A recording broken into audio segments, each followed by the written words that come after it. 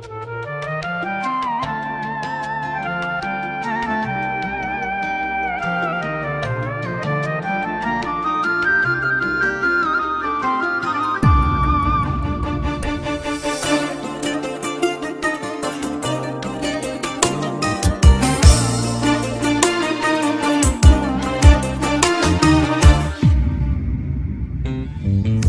seni kalsın dertlerin bari, bizler yeter yar çektirme neri.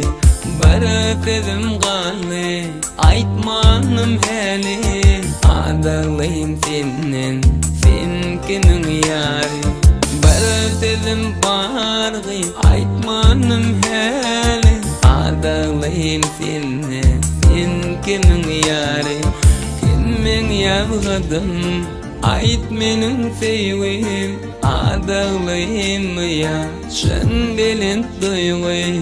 Aylanıp durma gel gülüm yana, koy seni kalsın şartlığım gayrı. Kimmin yavgadım ayt menin sevim, adalayım ya şen belin duygu. Aylanıp durma gel gülüm yana, koy seni kalsın şartlığım gayrı.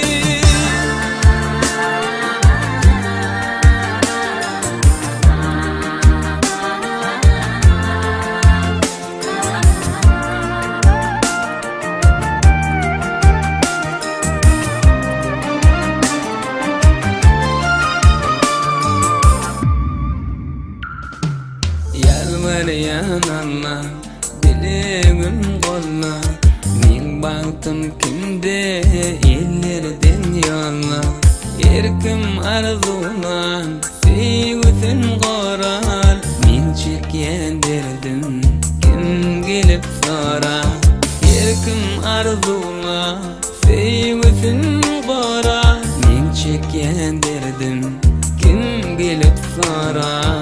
Kimmin yavgadım ayt menin sevim, adalayım ya şın feyen duyguym. Aylanıp durma gel gülüm yana, sen bilen kalsın şartlığım gayrı.